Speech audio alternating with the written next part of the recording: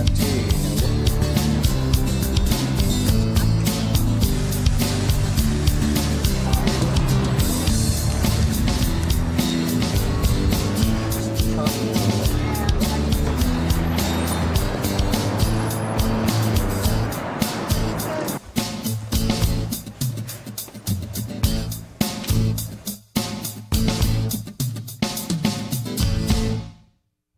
Welcome to Brian Lehrer Live. We roll out a new program here Wednesday nights at 7:30 on Channel 75 and on the web at CUNY.TV. Tonight, an all-photography special edition. We will show you some incredible photos taken by U.S. soldiers in Iraq from one new book, photos like this one. We will sample from the greatest news photography of the last 50 years, especially from magazines, collected in another. Here's an example from that. And we will look at some of the images that New York City photo bloggers are uploading on the web, such as this.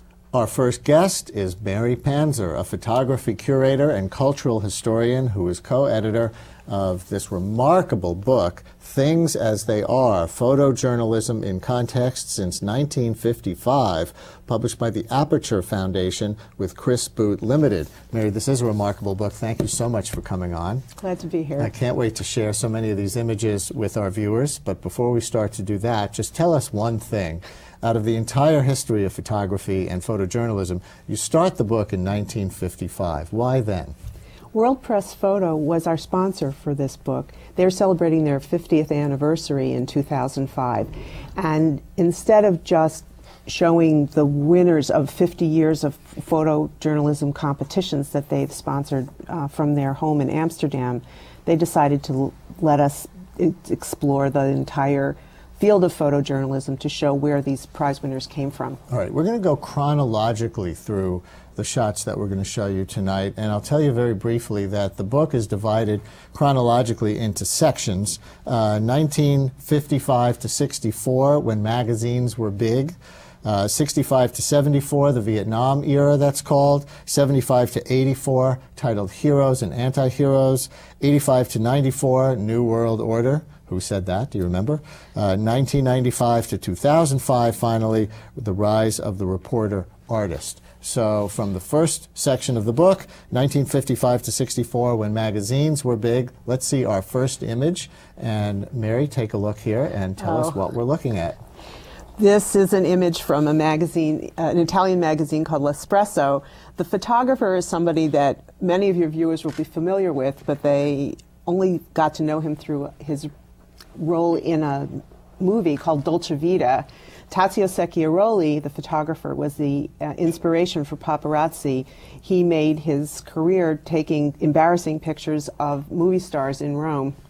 So we're not starting with high journalism here. We're starting with paparazzi shots. Exactly, but it proves to be really a very beginning of the late 20th century photojournalism. It's not all serious war photography. Sometimes it's the super spot news photographer, the one who makes it happen. And I think a lot of what we'll be looking at are photos that our eyes are very used to now, but that were somehow new in their day. And so was that kind of paparazzi shot, which looks so familiar to us, really, something strikingly new at that time? Oh, Tazio really made it up. He and his friend went around on their Vespas and were able to catch these movie stars who were nowhere near as protected as they are today. And it was kind of a game, and they really had a good time, and that shows in the pictures. All right, let's go to another shot from this era.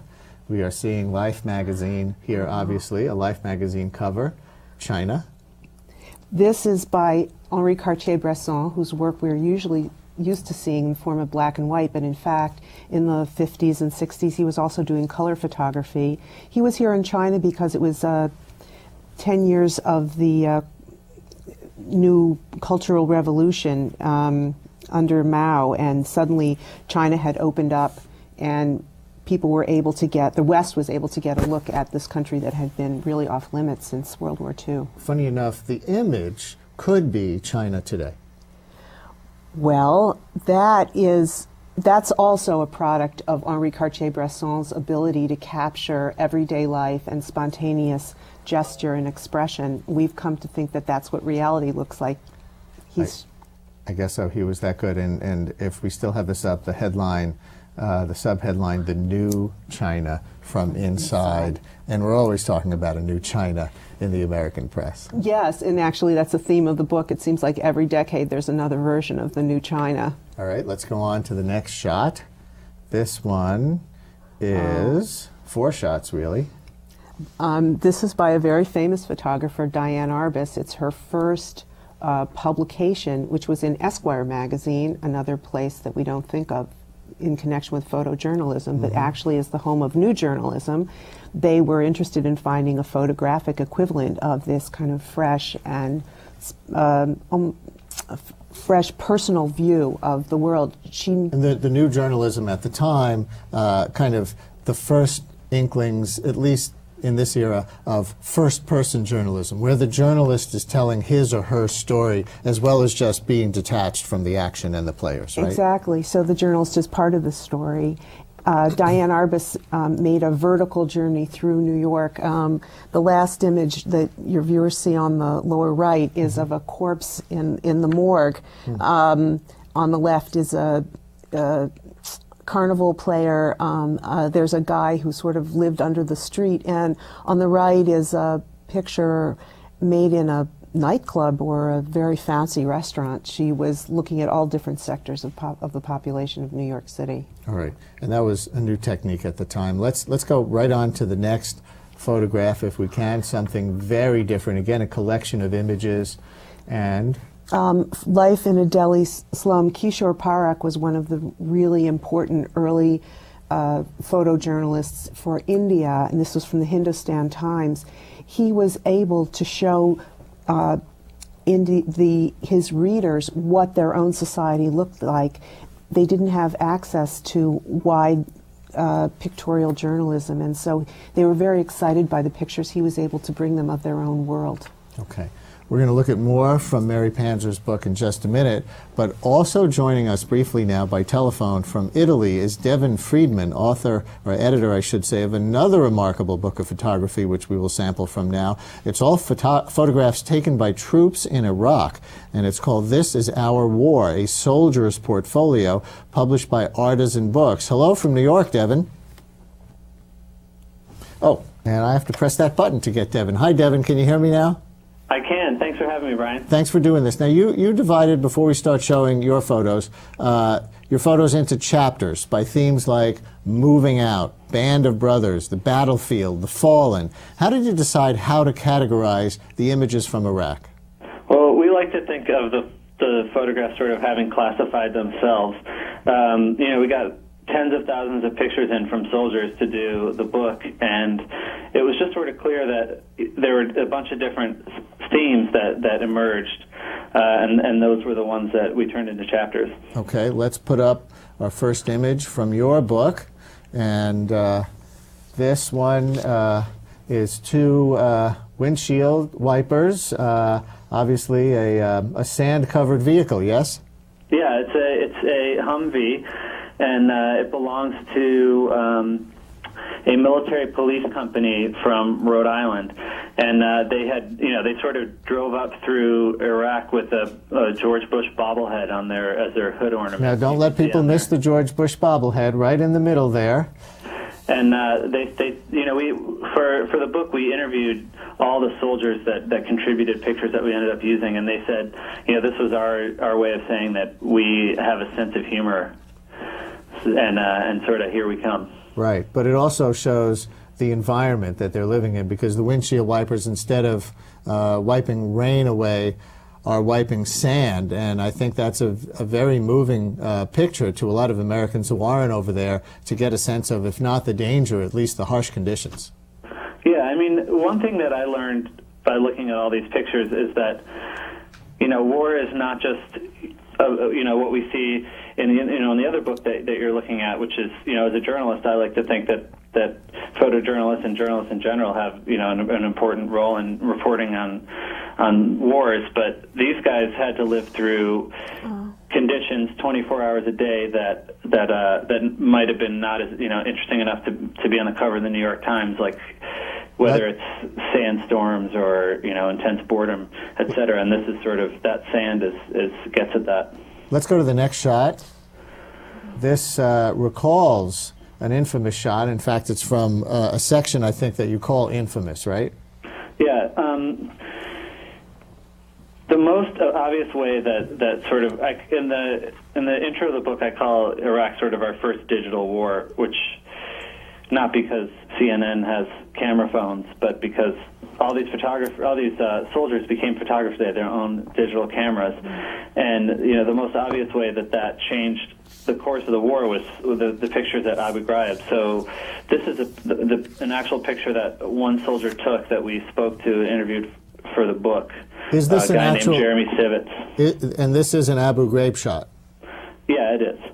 Is it the one with the man holding a dog, or is it the soldier punching? It's the punching one. Yeah, that's the picture. That was sort of the ringleader of the Abu Ghraib incident, as far as we know, as far as the story goes. A guy named Charles Greener. Right, and it is amazing to think that these photos that revealed Abu Ghraib to the world were taken by troops. Yeah, I mean, as a journalist, again, I think that the more cameras you have out there, the better. If people know that there's a possibility that whatever they're doing can be made public, people tend to behave a lot better. And that's what happened, I think, at Abu Ghraib. Before we show the next slide, you wrote in the introduction that the idea for this book came from a sense of failure. Why failure? Well, as a journalist, sort of chasing after that new journalism ideal that you guys were talking about, I was sent to Iraq to talk about, and among other things, what it felt like to be a soldier over there. And you can do that to a certain extent, and you have your observational powers, and you meet interesting people, but no one can really explain what it's like to be someone better than that person themselves. And especially as a journalist, there's always a layer of separation between you and your subject. And so I actually saw some pictures while I was over there that soldiers had taken themselves, and they just seemed, entirely different from anything I'd seen before, because that layer had been removed. And this was the way these guys were seeing themselves. We should say that you were on assignment for GQ over there. Yeah. Let's go to the next image. And here is one that I guess could be from just about any war in the photography era. It's true. I mean, that's sort of an iconic image updated for this war. I mean, there's a mixture in the book between images like this of this guy sort of crashed out and all these pinups behind him, stuff that you could see that's the same from war to war, and then sort of radically different things, whether it's soldiers finding millions of dollars of cash in Saddam's palaces, or stuff that can really only happen in one specific time, one specific place.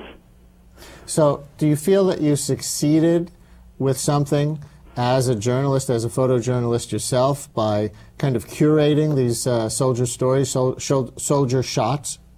Well, I'm a writer, so I don't, I'm not so good behind a camera.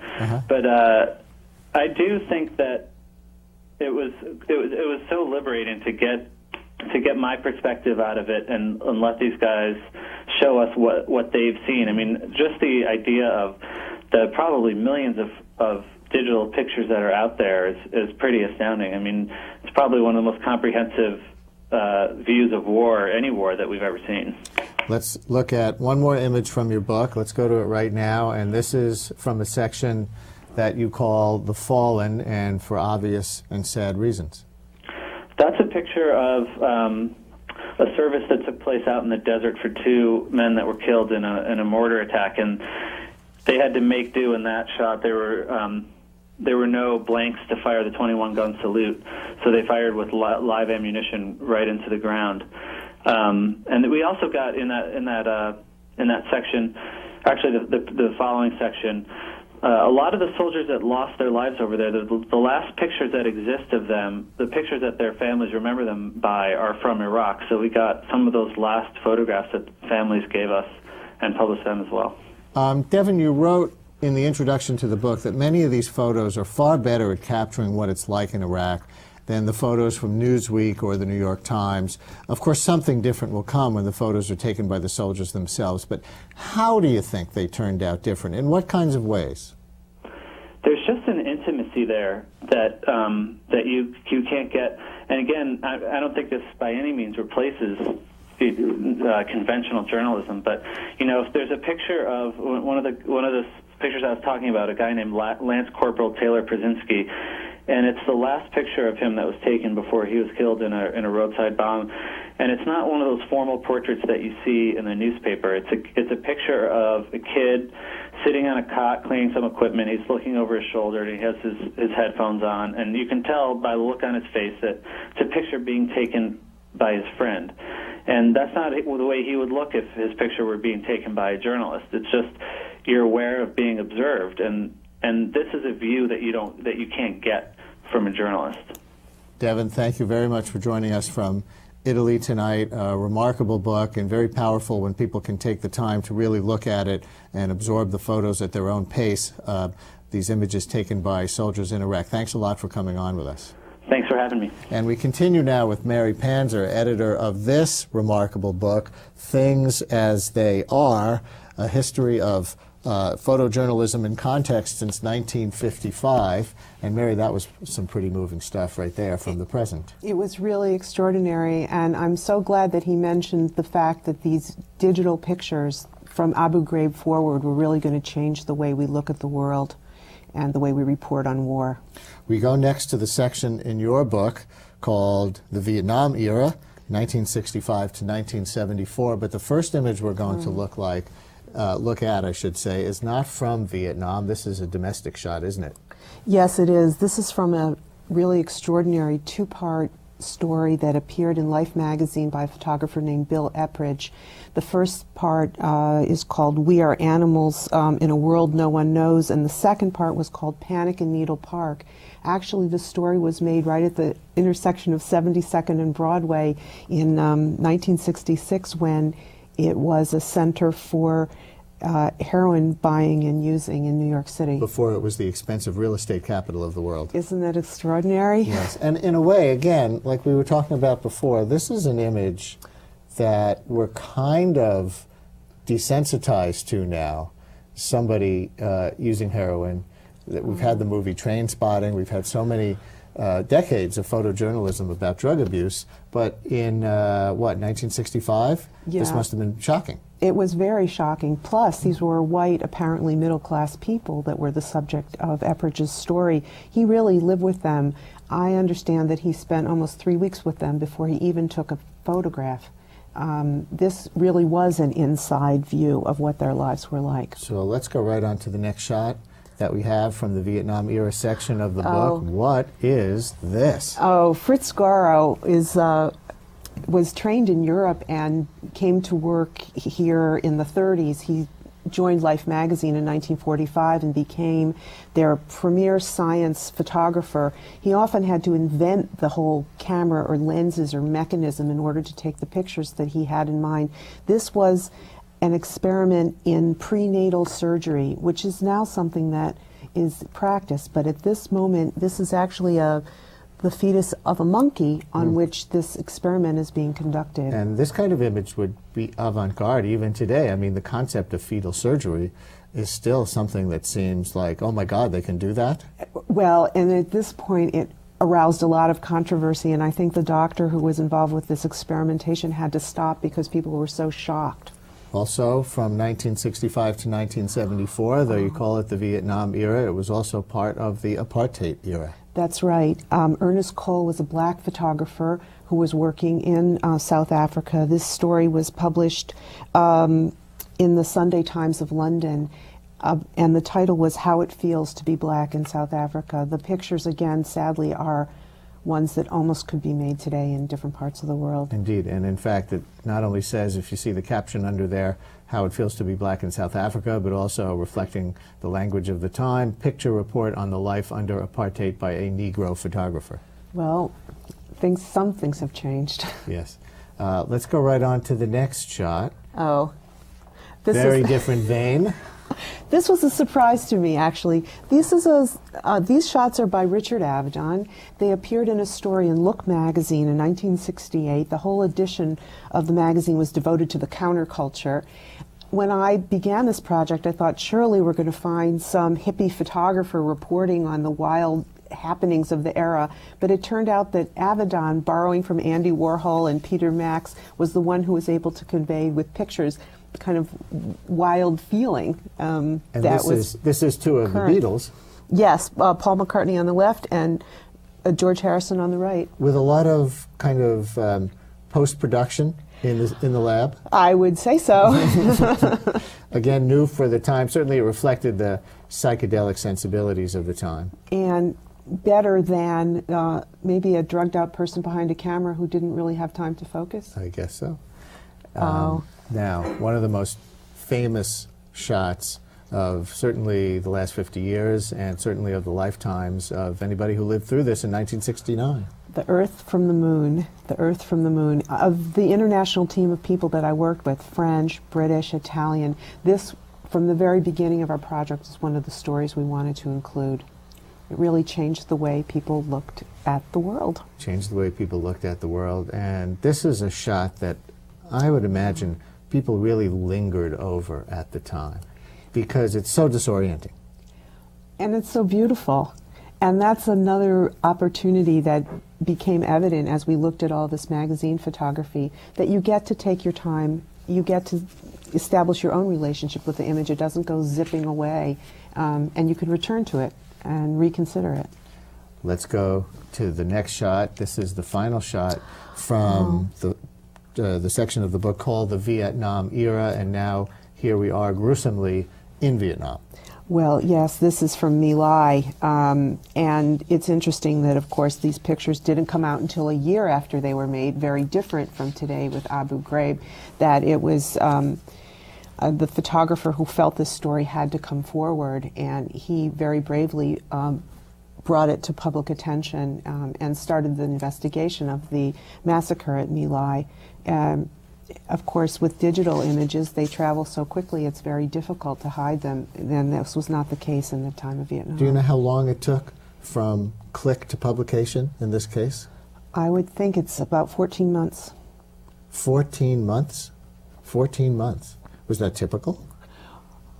Not really. Not really. Not for newspapers. No, not for newspapers. However, it is still very much longer than we experience now. For example, Life magazine still closed about 48 hours before it hit the stands, and then in order to make a deadline, perhaps in the age of the Concorde, if you were lucky, you got to Paris, put your film on the Concorde, it came here before it left Paris, got into the deadline, so you were able to see a picture maybe 3 days after it was made instead of 3 hours, the way we are today. All right. Now we go on to the next section of the book, 1975 to 84, Heroes and Anti-Heroes. So let's look at the first shot from that era.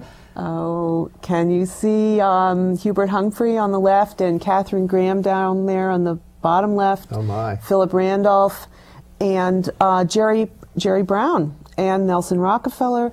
This, again, is by Richard Avedon, not someone we would have thought of as a typical photojournalist, but this was his answer to new journalism. In fact, it appeared in Rolling Stone, and he wanted to show just the facts. Of course, it's just the facts through the lens of Richard Avedon. He showed them, he called it the family. These were powerful people in 1976 at the time of the election.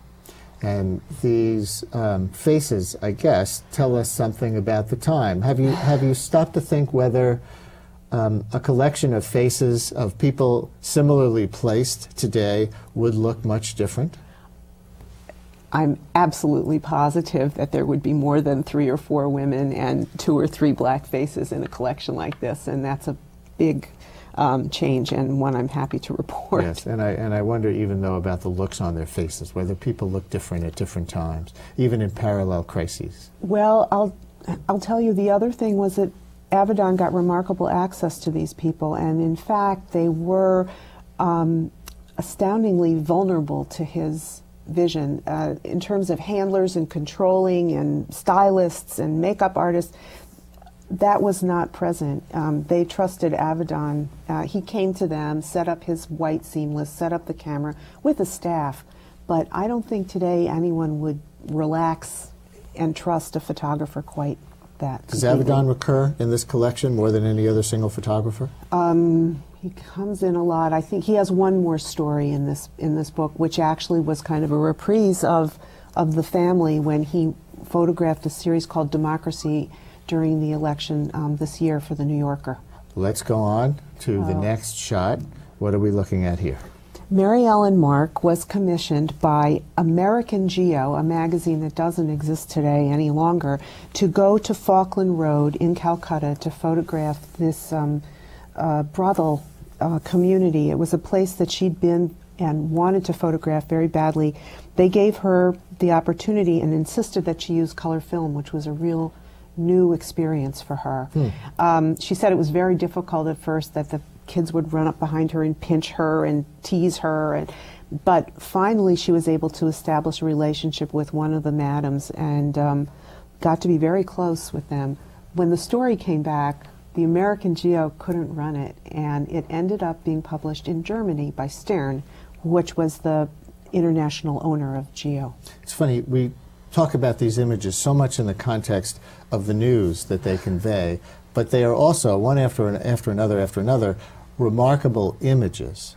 Well, that's a measure of who's behind the camera. Somebody like Mary Ellen Mark, who's so articulate when the language is forms and shapes and color and relationships. These are uniformly, successful photojournalists are able to establish a relationship with their subjects.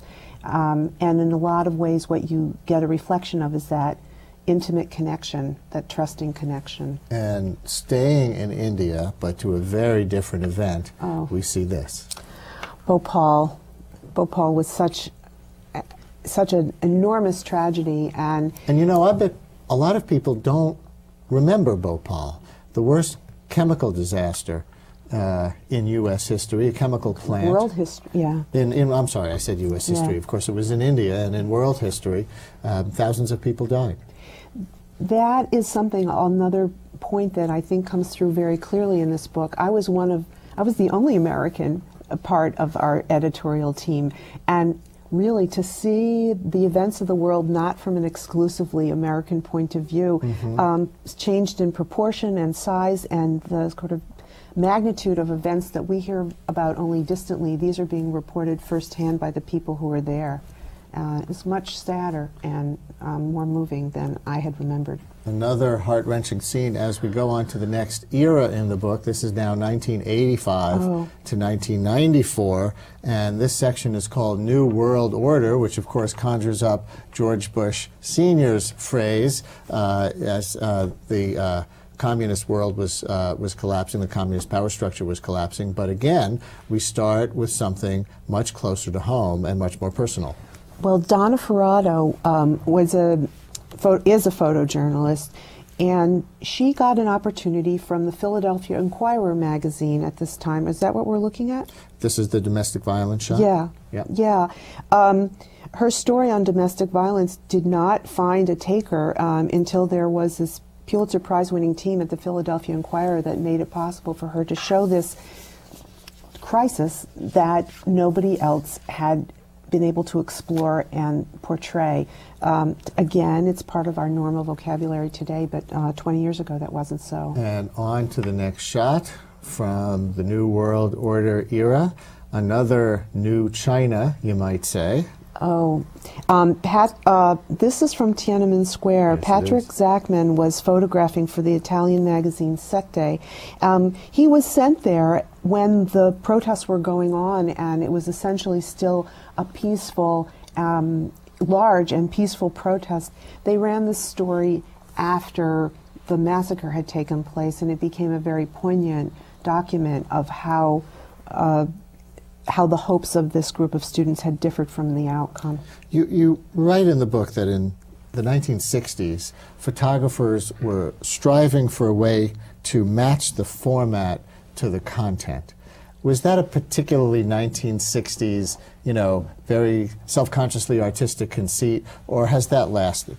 That is a constant problem of every journalist, because you've got changing technology in terms of cameras, film, light, speed, changing print technology, and it presents new opportunities to anybody who's trying to use this medium to communicate.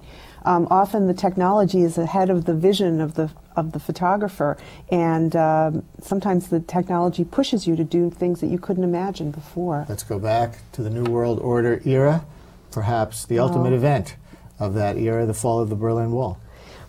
Parry Match covered this story by making a composite story, lots of photographers, and also including historic images so that we could see how the Berlin Wall grew and fell all in one great panorama. That was very exciting. And again, from a European perspective, it was something that was happening in the backyards of the photographers who were working on the story. Coming up in the next segment, in just a few minutes after we're done, we're going to talk to a photo blogger here in New York. And I wonder what you think as we look at this history, the last 50 years of kind of traditional magazine-based photojournalism, if this matters anymore. In the era of Flickr and the era of people putting up their own stuff and instantly passing photos around digitally, does the journalist on assignment for a major media organization matter in the same way to the images that the world sees? That's a good question. Of course, I'm going to say of course it does, because what the magazine reflects and the structure maintains is a relationship between the photographer, a designer, an editor, a publisher, and an audience. It used to be that very few people could get access to that kind of publication. Now everybody does, but you still need someone to filter and organize it, and I think that the magazine or its web equivalent is going to continue to be very important to us. Okay, let's jump ahead to the last section of the book, which is the modern era, 1996 to 2005, called The Rise of the Reporter Artist, and we'll ask why in a minute, but let's look at this first image. Who is this model and who's the photographer? This is James King. She no longer goes by James. I think she's by Jamie now. She's an actress, but at the time she was a very young, aspiring model. Named James. Named James. And the New York Times had the brilliant idea of hiring artist Nan Goldin to cover this story. Nan Goldin herself known for kind of diary-like, very expressive, very personal, very wrenching, and often very sort of close, raw images of things that are very hard and almost ugly to look at. James King herself was at the center of kind of heroin chic, and this story ends up being very historic representation of what that world was like as it was growing up. Not an unrelated world in our next image from this era. Oh, Elaine Constantine for a rock magazine in a mosh pit. London, in a mosh pit, absolutely. Well, I mean, this is where you've got a photographer taking advantage of new technology in order to represent reality that would really elude representation if you were just using your nice Leica with black and white film. And a fabulous image, but is the reporter any more an artist in these shots than the photographers were, the photojournalists were in 1955? Any more? Well, you say the rise of the reporter artist. Well, she's part of the scene in a way that an artist would be part of the scene. Also, it's somebody who's making news out of everyday life in a way that we've always relied on artists. Let's go to the next shot. Do for us. And this time we are in Haiti. Oh, this is a wonderful story. Cristina Garcia Rodero took this for La Vanguardia, which is a Spanish magazine. It's an annual ritual in a pool that's almost like a pool of mud, and people bathe in it and come out covered with this glistening coating. Again, an incredible image, and I think it takes the eye a minute to actually acclimate to all this and realize that it's not an abstraction, but there is actually a woman coming out of this pool. Well, that's what I really like about her work, is this tension between abstract and representational, and I think it's a balance that good photographers are always trying to hit. They want to disorient you a little bit, but they also want to reveal something to you, and if it's not clear, you'll never know. Next shot, and this is the only image that we'll see related to 9/11. 9/11. This was part of a portfolio that was put together by Vanity Fair. Jonas Carlson is actually a Swedish photographer, and he was assigned to go out into the streets the week after the towers fell. In part, he was part of a team that was volunteering to clean up somehow inside the zone, and he made portraits of people who were rescuers and volunteers. And finally, a kind of counterintuitive image from Ramallah, of all places and of all magazines to be represented in Vogue. Vogue, French. This is Nadia Ben Shalal. Is herself from this part of the world, and this was a fashion story. But is it a fashion story? It's also a way of representing everyday life in a zone that we too often see represented in terms of war. So it's a surprising, counterintuitive, revealing something. So now that you've looked at all the great photojournalism shots in the world from 1955 to today, look me in the eye and say, you know, even I never realized that photojournalism was so big and that there were so many places to find it. I was the victim of the same received knowledge that everybody had, that it was Life magazine that set the standard, and I'm so happy to be able to have cracked that open. And we are so happy to have been able to crack this book open with you and show our viewers so many of the amazing images that you have collected. Thank you very much. Thanks, Brian. And coming up next, we continue with our photography special edition. We will meet a New York City photo blogger and curator of a website for New York photo bloggers other than himself. We will see some of his images and some of their images of our amazing city and tell you how to start photo blogging your own images where other web users might see them. This is Brian Lehrer Live. New York is about stories, about people, about neighborhoods. What things change, what things stay the same. I'm Wayne Swoboda, here in Flushing, Queens, the most ethnically diverse county in the country. I've worked as a journalist or professor in London and Africa, in Prague and Kosovo, in Moscow and Asia and Iowa. New York looks like all these places. It looks like the world. It looks like America. The Graduate School of Journalism at the City University of New York is a great place to roll up your sleeves and figure out how news happens. CUNY journalism students see the city's people and neighborhoods and changes up close. They listen, they watch, they ask questions, and they report back. I tell my friends the best way to find out is to go see. In the core class I teach on the craft of journalism, I send my students to neighborhoods like this one in Flushing. I help them learn how to find things out in this vibrant, powerful, complicated city, and then write a tight, pithy story on what they've seen. The process is a kick. Join us.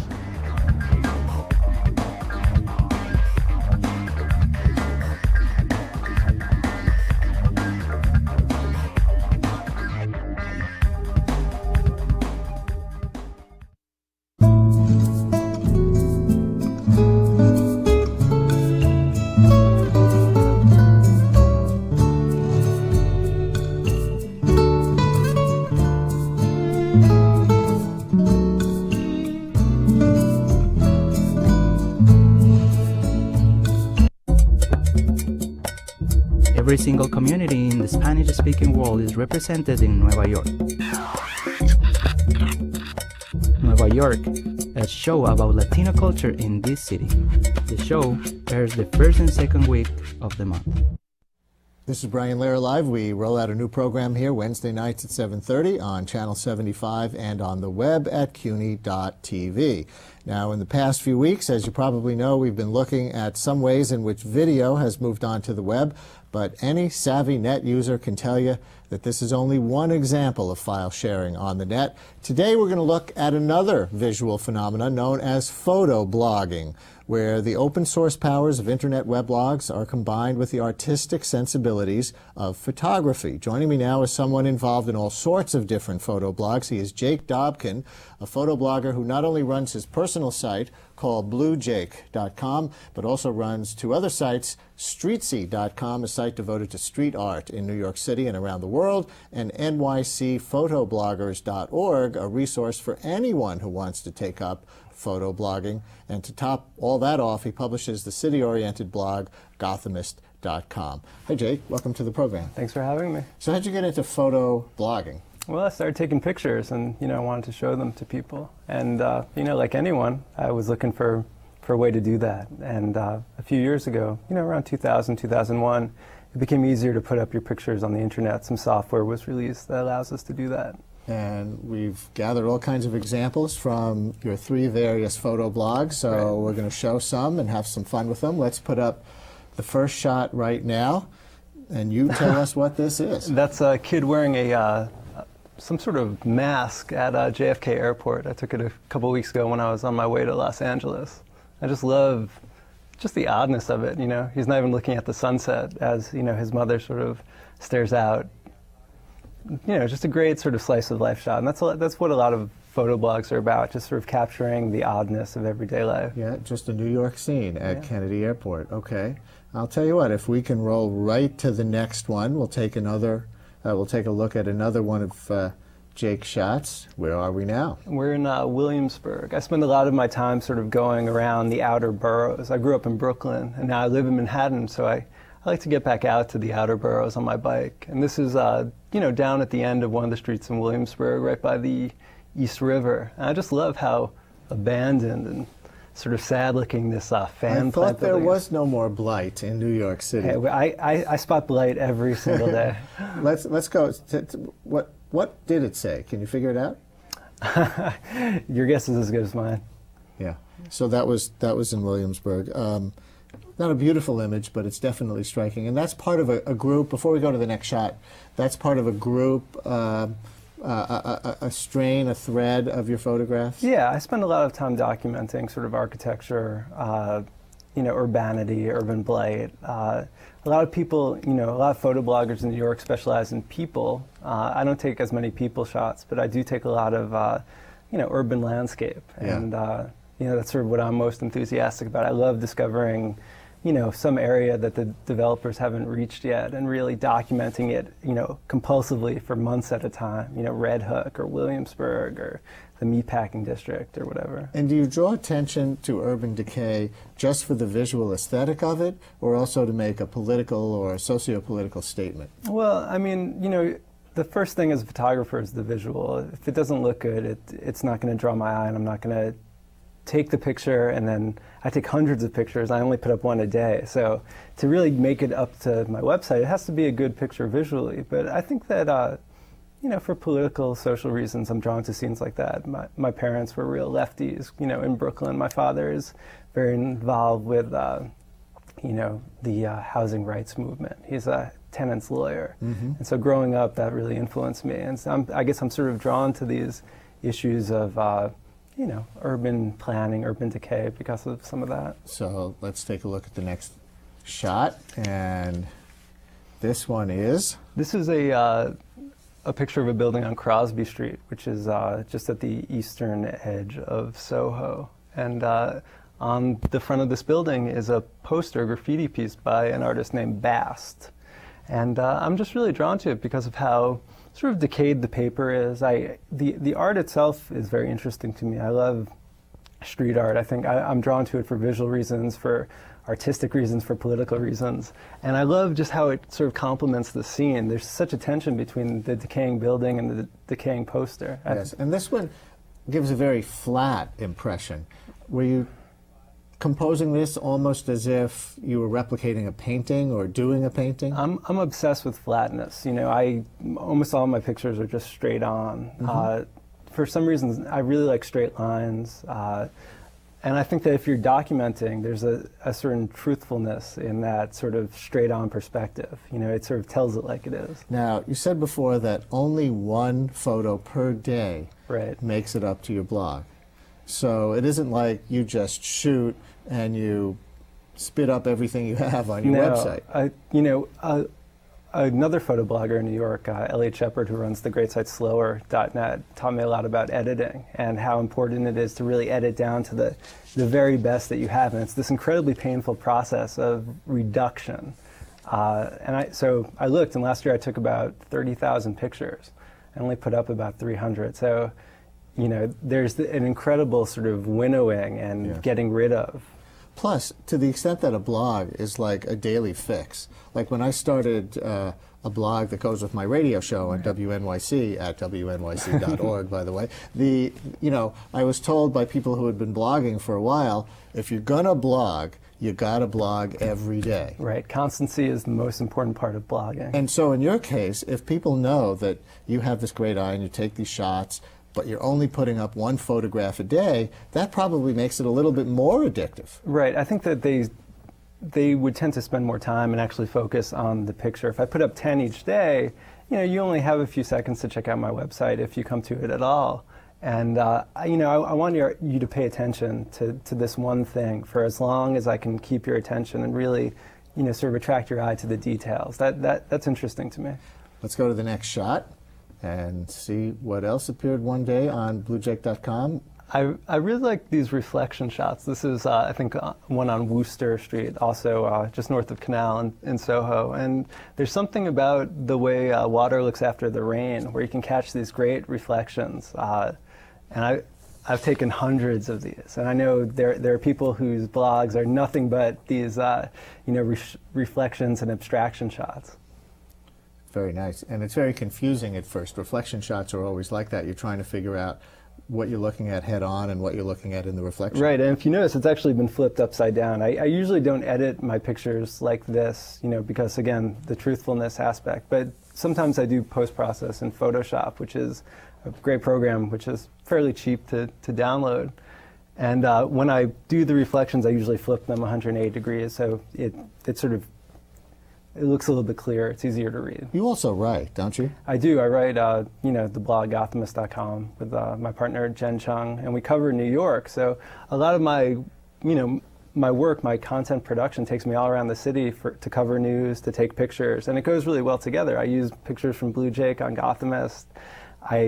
My work for Gothamist takes me to weird parts of the city that I take pictures of and put them on Blue Jake. So it's a nice way to live a life and to enjoy what I do. And wasn't the evolution of bluejake.com that it started as more of a regular text-oriented blog and evolved into this photo site over time? I think because of the work that I do at Gothamist, where we put up 25 posts a day, and if you've been blogging, it's difficult to write that much. That sort of siphoned out my desire to write. So all of my writing gets done at Gothamist, and all of my photographic production gets done at Blue Jake. And it's nice when I go to Blue Jake, all I see is the image. There are no comments on the site. There's hardly any text. It's like a pure visual experience, which is very different from what we do at Gothamist, where it's all about words and comments and feedback and the community. Luckily, in my case, not to take credit where I don't deserve it, it's a group blog where all the producers who work on the radio show blog, led by a producer named Ilya Meritz, who's kind of our chief blogger, who does a great job. It's great to have. But everybody feeds into it. Yeah, the more people you can have involved with a website, the better it gets. I mean, Gothamist has,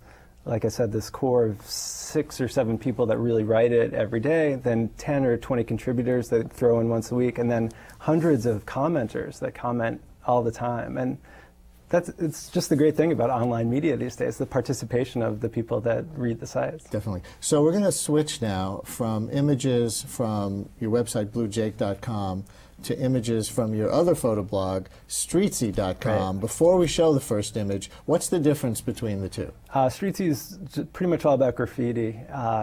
I, like most kids growing up in New York, was exposed to graffiti, all my life, and I really like it. Other people don't, but it attracts me visually. I take so many pictures of street art that if I tried to put them on Blue Jake, it would be nothing but street art. So I decided to pull them out and put them up on Streetsy. I edit them a little bit less. I put up 10 a day instead of just the one picture I put up at Blue Jake. And people from all over the world can contribute their own pictures through some software that we wrote. And so right now we've got more than 20,000 pictures on the site from all over the world, hundreds of cities and stuff.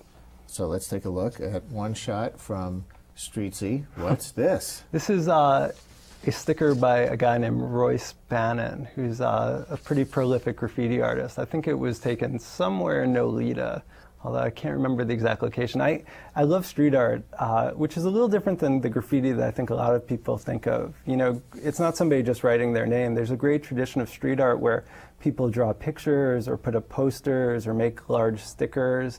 And that kind of real artistic stuff is the thing that I'm really drawn to. So is there kind of a relationship between photography and graffiti? Yeah, well, I mean, if nobody documented the graffiti, only a few people would see it because it gets, erased very quickly. Some of the stuff that we've shown here, like that Bass poster, might exist for a week or two, and then it'll get painted over or peeled down, or it'll kind of melt in the rain.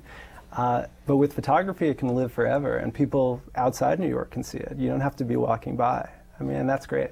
I noticed that you don't copyright your stuff. You basically give the world permission to use your images in any way they want, It's right? true. I'm a big believer in kind of giving away the content.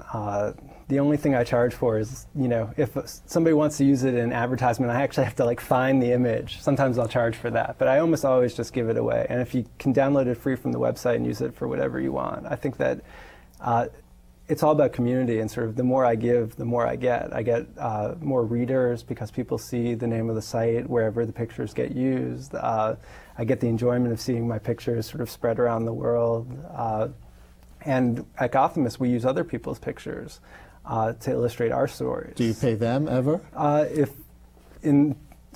For instance, with the Associated Press, we have to pay them a certain fee, but a lot of the stuff comes from other people who donate their pictures to the Creative Commons, like me. And so, since I draw from that source in Gothamist, I like to give back to that source. And is it an ethic that you have, or does it also work as a business model? Because ultimately you get more hits and then you can sell more ads that go along with these free photos and free text. Right. We make our money selling advertising on Gothamist. And so the more readers I can have, and the readers come from good content. The good content comes from our ability to string together pictures and images.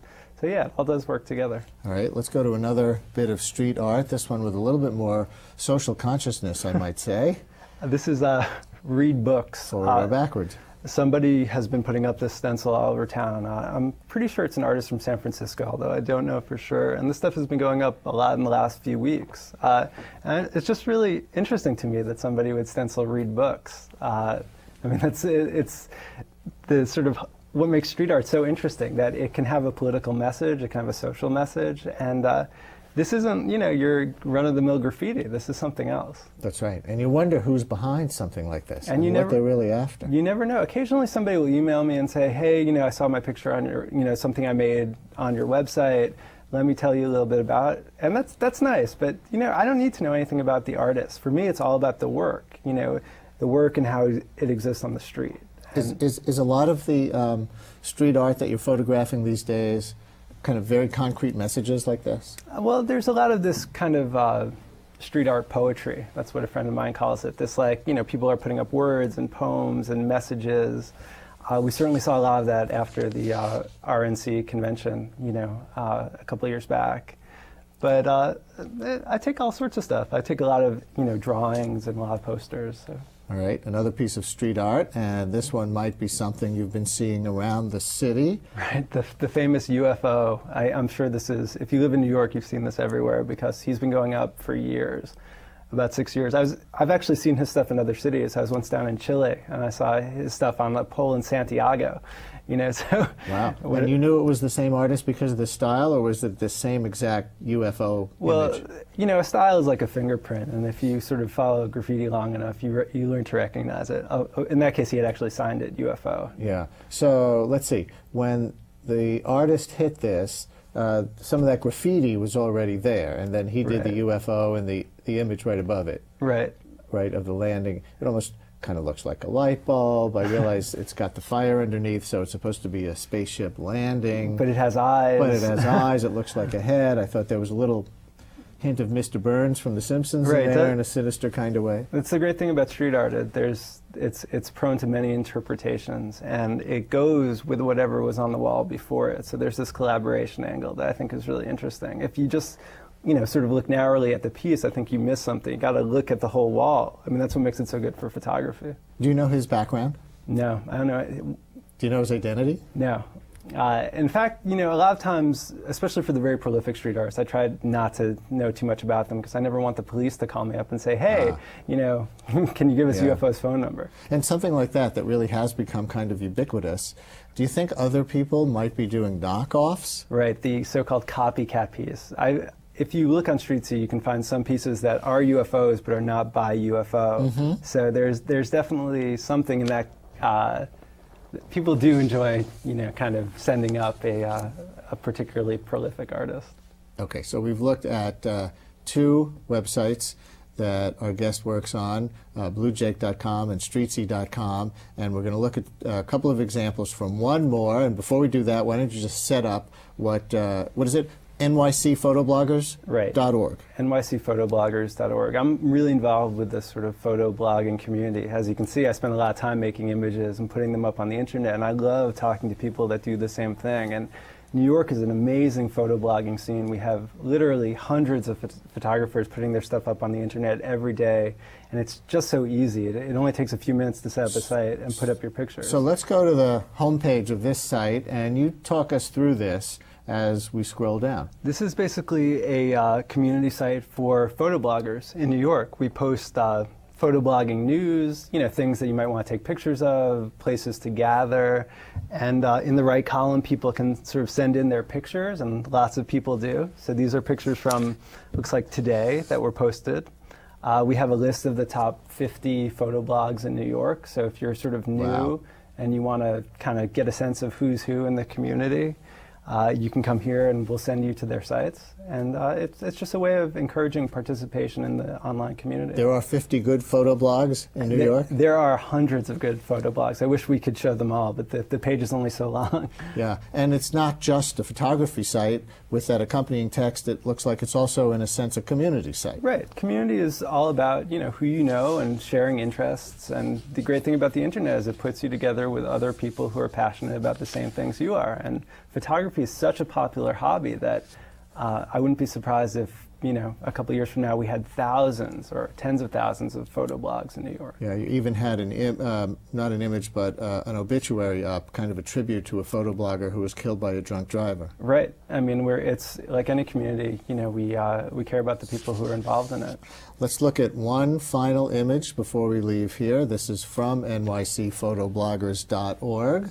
You may recognize a certain span. Right, a beautiful picture of a bridge. The bridges of both the Hudson and the East River are probably the most popular subject for New York City photo bloggers. I have seen hundreds of pictures of the George Washington, the Brooklyn Bridge, the Manhattan Bridge, and it just makes such a wonderful subject at night, all lit up. So if we can keep this up for just a second, what makes a great photo of a bridge that's been shot a billion times, right, and what makes a mundane one? Well, I think it's all about sort of finding that one piece of the image that really draws you in. What I like about this image is the foreground. You see like a little bit of, some kind of pedestrian bridge and a little bit of, looks like the West Side Highway, sort of running down the bottom of the image. It sort of shows the bridge in context. And I like that a lot. I like an unusual angle, or I like something that, I see hundreds of pictures of the Brooklyn Bridge every month, but there are always a few that I see and I'm like, wow, I never saw that before. I never saw that angle, or I never saw that kind of person sitting on a bench on the bridge. And that's what makes it interesting. You get to see the city from a new angle every time. So it's bluejake.com, streetsy with a y.com, nycphotobloggers.org, and gothamist.com. You got them all. Does it get confusing? Do you think of just combining them all and having them be different pages of Jake's World? Well, you get used to it after a period of time, and I do this stuff 16 hours a day, so I can devote a little bit of time to each one of those sites. It's been fun looking at this stuff and talking about it with you. Brian. Thanks a lot for coming in. And that's it for this week's show. We premiere a new show every Wednesday night at 7:30. Next week, we continue our web video series featuring newsworthy and viral video from the World Wide Web. And don't forget to check out my daily radio show weekday mornings at 10 on WNYC New York Public Radio. That's at 93.9 FM and 820 AM WNYC. Have a great night. The AMT